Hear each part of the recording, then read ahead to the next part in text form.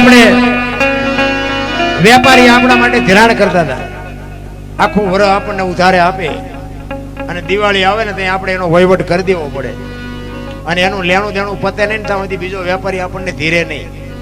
આ બધા વડીલો બેઠા એને ખબર હોય, કારણ કે અત્યારના લઈને દેતા જ નથી, ઉધારે કોણ આપે? વડીલોને ખબર હોય, પેલા જૂના સમયની વાત. આ મને યાદ છે, મને ખાસ ખબર છે. તમારે ખેતીમાં બળદીઓ મરી ગયો ને વેપારીને એમ કોઈ પૈસા છે ને બળદીઓ વાવણી ટેન્શન, બળદીઓ મરી ગયો ને પૈસા જો વેપારી આપે, બિયારણ લેવું હોય તો આપે, એ સિવાયનું તમારું હટાણું આપે. પણ દિવાળી આવે એટલે જેટલું થાય એટલું બાપુ એને દેવું પડે. એ કોઈ દી ખેડૂના પેટમાં પાપ નહોતું, વેપારીના પેટમાં પાપ નહોતું. અત્યારે એક કઈ શોખો નથી. અત્યારે વાણીએ નથી તીરતા, ખેડૂ નથી તીરતા. અત્યારે ઓલા કપાસ ઓકે ને પછી કે પેલા પૈસા આપજો તા હોય ખટારોનો સેલ ન મારતા. આપણે એમ થાય કે 5 લાખનો ખટારો ભર્યો, પણ આબરૂ જોવાય નહીં. એ કે પૈસા આપ્યા, એ કે પણ હું તમને કાલ મોકલે કે ના, ખટારો ભલે પીડ્યો હોય, પૈસા આપ્યા પેલા ન જતા. તમે જોવો જ ખરા, આબરૂ જો માણેની મોટી મોટી વાતો કરે. તેથી બાપુ કઈ ખાવા ધાન નહોતું, પણ એ વાણીઓ એમ કે હું બેઠો છું બાપુ, મોજ કરો, દિવાળી સુધી તમને દિવાળી ભેગો હું કરી દઉં. દુકાળ પડ્યો હોય તોય ઈ તમને મને જીવાડતા હતા. આ બાપુ નાતો હતો. ઈ જે અંતરના સોખા હતા ને એટલે બાપુ બધું ગાડું વ્યવસ્થિત હાલતું હતું. અત્યારે લઈને કોઈનું ન દે શું કરે, તારો વૈશ્વા ન કરીએ, બીજું શું કરીએ? તારા વાટો તારી ઉપેટ કાઢી છે, આમાં બીજું તમે કઈ ગુનો કર્યો નથી. હું કોક ના કટવી દેતો તો એના બદલે મારા બૂસ માર્યા. બોલો, હવે આપણે એ કરી નથી, મારા દીકરા મારા બૂસ માર્યા. આપણે જોકે હું વ્યાજ વ્યાજનો ધંધો નથી કરતો, કોઈ વેમ નો કે પાછી કે વ્યાજ ભાઈ ભાઈ, હું તો ના પાડું છું કે વ્યાજનો ધંધો ન કરતા. કારણ કે અહીંયા 2-4 અમારે કરે છે પણ હક જ નથી. હા, વ્યાજ જે કરતા હોય કરજો, પણ મને એમ છે કે કરાય નહીં. કારણ કે વ્યાજ ના આવે એ ઝાઝાથી એમના દવાખાને જાય. એટલે મને અને વ્યાજમાં માણસ ચારે લે, ટાંટિયા નો આમતો હોય તારે લે, અને હારો માણા હોય સગવડ વાળો હોય ને એ વ્યાજમાં લે, એ તમારા પાસા આવે, એ પાસા નો આપે હોય ને ઓલા ટાંટિયા નો આમતા હોય એને લીધા હોય. એટલે બાબુ થાય તો 200-500 ની 1000 ની 5000 ની મદદ કરજો, અને હારો માણા હોય. જોકે મને એક બાપુએ કીધું, હું અમુક સાધુની વાત માનું, મને કે બાપુ તમને એક વાત કરું. મેં શું? મને કે તમે પૈસા કોઈ ન આપે. પણ મેં કીધું બાપુ હવે એવું કઈ, મને કે એ તમારી મરજી, પણ હું તમને ના પાડું પૈસા ન આપતા, અને આપશો ને તો પાછા નહીં આવે.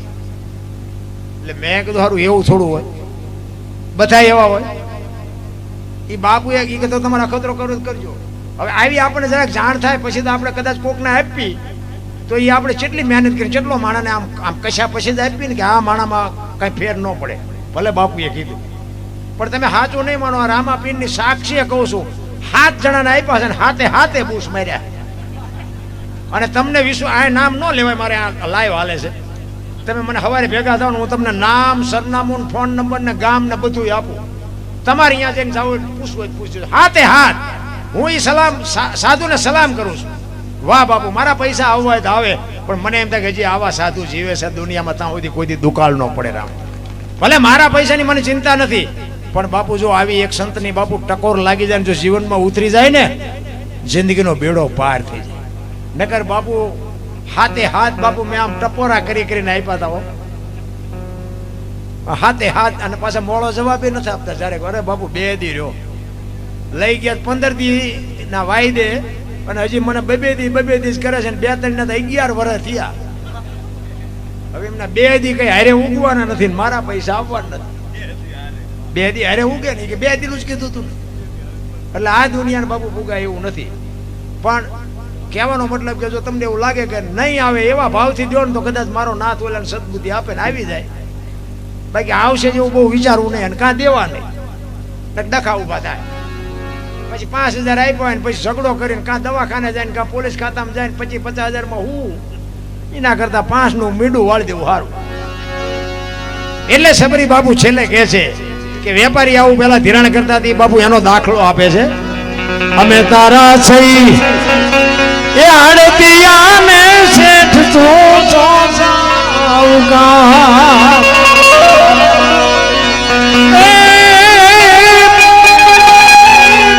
તારું લેણું છે ત્યાં લગી ગીરશે નહીં તલવાર ઠાકર મને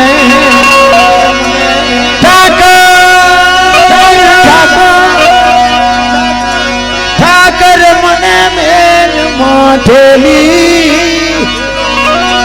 તું છો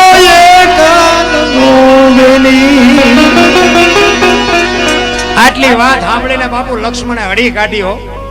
રામચંદ્ર પરમાત્મા પાસે જઈને કહે છે કે એ બાપા મારા બાપ ધોડો ધોડો ધોડો નકર ડોશીનો જીવ વિયો જાય. રામચંદ્ર પરમાત્મા આવ્યા ને પાણી લેવાનું ભૂલી ગઈ બાપુ. આંખોના આહુડાથી રામના પગ ધોઈ નાખ્યા. કેટલો એનો ભાવ હશે, કેટલો એનો પ્રેમ હશે. અને એટલી હરખમાં હતી. અને હરખ એને રામ આવ્યા એનો તો હતો, પણ મારા ગુરુ બોલ્યા આજ સાચું પડ્યું. એનો જે હરખ હતો ને એની કહું તૂટતી હતી. બાપ વાહ મારા ગુરુ, વાહ મારા ગુરુ, મારા ગુરુ બોલ્યા આજ સાચું પડ્યું. બાપુ આનું નામ ભજન છે.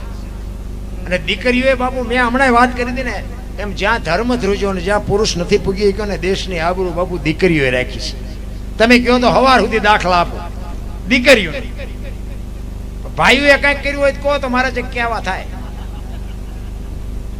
કઈક કર્યું હોય તો કહો. નકર બેનો તો બાપુ જો તમે જેટલા સફળ પુરુષો છે ને એમાં એક એક દીકરીઓનો હાથ છે. તારામતી ન હોત ને તો હરિચંદ્રને કોઈ ઓળખત નહીં. સગાળ સાને ચંગાવતી ન હોત તો કોઈ ન ઓળખે. વીરબાઈ નો હોત તો જલારામને કોઈ ન ઓળખે. સવારામ બાપાને સભુમાં ન હોત તો કોઈ ન ઓળખે. દેવીદાસ બાપુને અમરમાં ન હોત તો કોઈ ન ઓળખે. એક એક સફળ પુરુષની વાયા બાપુ એક એક ભગવતીઓનો હાથ છે.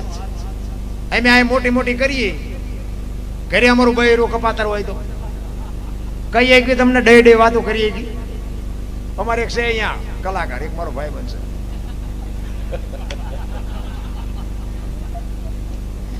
એ ભજન ગાતો હતો ને એના વહુ માલ પાવીને બેઠે છે ખબર નહીં હોય. વાડીમાં કઈક ઢોરા પોઈ ગયા છે અને આ સોંટો તો ઈ નાન કરતા ને એમાં બેન આવ્યો ઈ કે ઈકારાનો દીકરો થામાં ઓલી વાડીમાં ભેળ પડી જાય ત્યાં જાને આમાં તારું કઈ નહીં વળે. બાપુ આટલા માણા હોય છે મારું બૈરું એમ કે મારે ક્યાં જવું.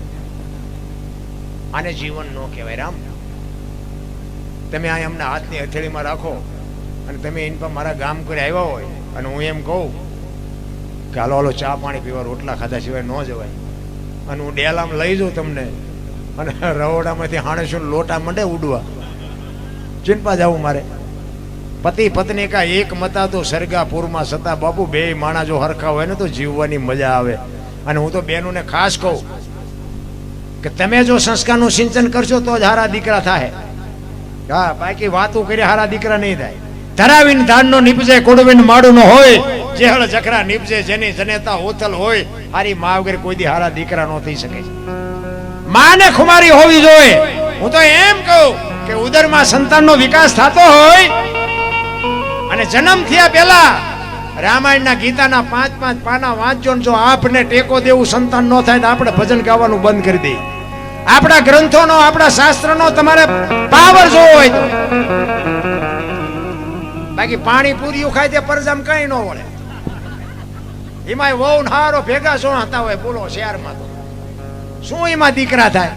પછી કે ભગવાન હારો એક દીકરો દે. શું અહીંયા ગોદામ છે દીકરાની તમને આપી દે. માનું બાપુ સિંચન હોય ને. છત્રપતિ શિવાજી મહારાજની માં ભગવતી જીજાબાઈ ઉદરમાં જીવો હતો ને તેથી માને ખબર નહોતી મારા પેટમાં દીકરો છે, પણ એને એટલી ખબર હતી કે મને ભગવાન દીકરો આપે કે દીકરી આપે પણ મારું સંતાન આપને ટેકો દેવું. માએ કાંગળું સંતાન કોઈ દી મારું ન થાય.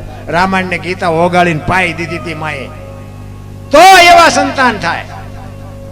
જ્યાં ધર્મ ધ્રુજો માં ધારે એવા દીકરા કરી શકે. ગોપીચંદ ને ભરતરી જેવા દીકરા થાય, ગંગા સતી પાનબાઈ જેવી દીકરીઓ થાય. ન થાય એવું શું કામ બને? પણ fashion fashion fashion fashion Babu આડો આંખ વાળી. હું તો એમ કહું પહેરો ઓઢો વાપરો, પણ ડુંગળીના ફોતરા જેવા લુગડા પહેરીને તમારે શું સાબિત કરવું છે? મારી વાતો બાપુ કડવી લાગશે પણ માફ કરજો. દેહના પ્રદર્શન ન હોય મારી માવડીઓ. દેહ તમે એમ માનો છો? રામાયણનો એક દાખલો આપું તમને કે સીતાજી લક્ષ્મણ રેખા ઓળંગી ગયા અને એનું હરણ થયું. બધાને ખબર છે ને? તો તમે એમ માનો છો કે સીતાજીમાં શક્તિ નહોતી? મિથિલા નરેશની દીકરી બાપુ અગ્નિનો ગોળો હતો. એક દ્રષ્ટિ જો રાવણ માથે પડે ને તો આ દુનિયામાં એની રાખ ન પડે. ઈ દીકરી હતી, પણ એને આ આજની દીકરીઓ માટે બાપુ કેળો પાડ્યો કે જે લક્ષ્મણ રેખા ટપી જાય ને એનું આ દુનિયામાં હરણ જ થાય. રાવણ મરી ગયા વેમમાં ન રહેતા ગામો ગામ છે. જે લક્ષ્મણ રેખા ટપી જાય પછી બાપ હોય, દીકરો હોય, માં હોય, પત્ની હોય કે દીકરી હોય, બધાને લક્ષ્મણ રેખા હોય. લક્ષ્મણ રેખા જે ટપી જાય ને એનું હરણ જ થાય. કોઈને પાવર હોય ખોટી વાત છે. અને લક્ષ્મણ રેખા ટપી ગયા પછી બાપુ છે ને રોયે પાર નો આવે ને કાંઈ મેળ ન પડે. રામચંદ્ર પરમાત્મા કે ઓલું હોનાનું હણિયું મારવા ગયા. હોનાના હણિયા હોય અત્યારે આવ્યું હોય તો અત્યારે આપણે ન માનીએ. આપણે કહીએ ને કે ભાઈ હોનાના હણિયા જ નહીં હતા હોય. તો રામને નહીં ખબર પડી હોય. હણિયું આવ્યું ને સીતાજીએ કીધું કે આને મારી આવો, આને લઈ આવો. તો સાચું ખોટું રામને નહીં ખબર પડી હોય. પણ રામાયણ ઈ કે છે કે મોહની વાંહે જે હળિયું કાઢે ને એનું વાંહે પતન જ થાય. મોહ વાંહે બહુ દોડવાની જરૂર નથી. રામ યા ન ગયા હોત તો સીતાજીનું હરણ ન થાય. રામાયણ બતાવે છે. રામાયણ તો રામાયણ કેવા દીકરા હોય, કેવા ભાઈ હોય, કેવી માં હોય, કેવી દીકરી હોય. આ જોવું હોય તો કે રામાયણમાં જોવો. રળેલું ન ખાવું હોય તો મહાભારતમાં જોવો. બે સામે પડ્યા છે. સફળ પુરુષોની વાંહે બાપુ એક એક દીકરીઓનો હાથ છે. અને જ્યાં ધર્મ ધ્રુજો પુરુષ ન પૂગી ગયો, એક બિલખાના પાત્રમાં બાપુ વાણિયાના અહીંયા અખિલ બ્રહ્માંડનો માલિક આવે અને દીકરો કપાયો. વાત લાંબી છે, ટૂંકામાં કહું. એ દીકરો કપાયો પછી કીધું કે તમે વાંચ્યા થઈ ગયા, હવે મારે ખાવું નથી. તેથી સગાળ છે ભાંગીને ભૂકો થઈ ગયો. અરે તારી ભલે થાય. પેલા એ બોલ્યો નહીં, હવે દીકરો કપાયો ને હવે કહે છે કે વાંચ્યા. સગાળ છે બાપુ રોઈ ગયા અને હેઠા બેહી ગયા ને. ચંગાવતી કહે છે વાણિયાની દીકરી, બાપુ આ દીકરીઓ ધારે તો જે ધારે ને એ કરી શકે. તેથી બાપુ ચંગાવતી સગાળ છે ને કહે છે કે હવે તમે બેહી જાઓ. ઈ લગામ લાવો, હવે હું સંભાળી લઉં. ઈ બાવાને હવે હું સંભાળી લઉં, તમે બેહી જાઓ મુજાવમાં. અને બાવાને જમ્યા વગર જાવાય ન દઉં. કેવી રણચંડી બની છે. વાણિયાની દીકરી ઉંદરડું ન મારીએ કે બાપુ દીકરો કેમ કાપ્યો છે.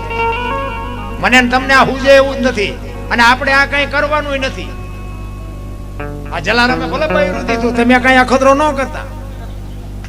એ તો આ બધી વાતો કરો ને આનંદ કરવાનો છે. આપણે માન માન બેળ પડ્યો નકરા થઈ જઈશું. એટલે એ બધું જે હાલે હાલવા દેજો.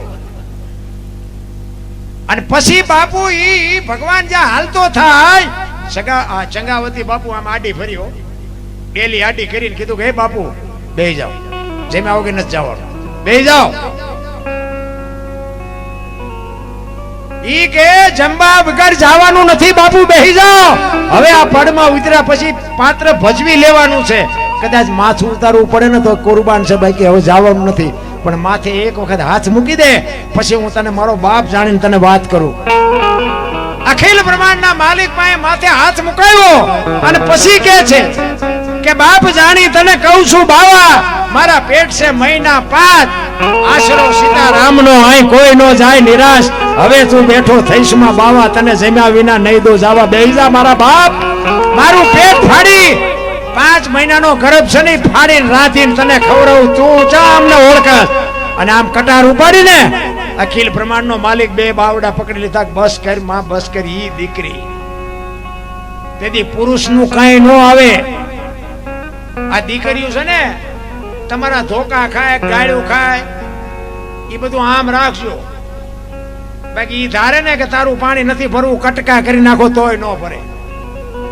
અમારી અહીંયા એક બન્યું હતું, 2 માણસ રહેતા હતા ને, પતિ પત્ની ભય કરતા, ખેતીનું કામ ને બેન ઘરનું કામ કરતા હતા. એટલે બેન રસોઈ બનાવીને રાખે બપોરે, એક પાપડનું પડીકું આડું આવતું હોય છે બેનને. એટલે કે પાપડ શેકી નાખું કે આ વચ્ચે રોજ આડા આવે છે, હું મારો ઘરવાળો 2 ખાઈશું. પાપડ શેક્યા, આવ્યા ભાઈ જમવા બેઠા, પીરશું બધું, પાપડ મૂક્યા. હવે સાનો માનો ખાઈ લેતો કઈ વાંધો નહીં, પણ આપણે ઊભું કરીએ છીએ.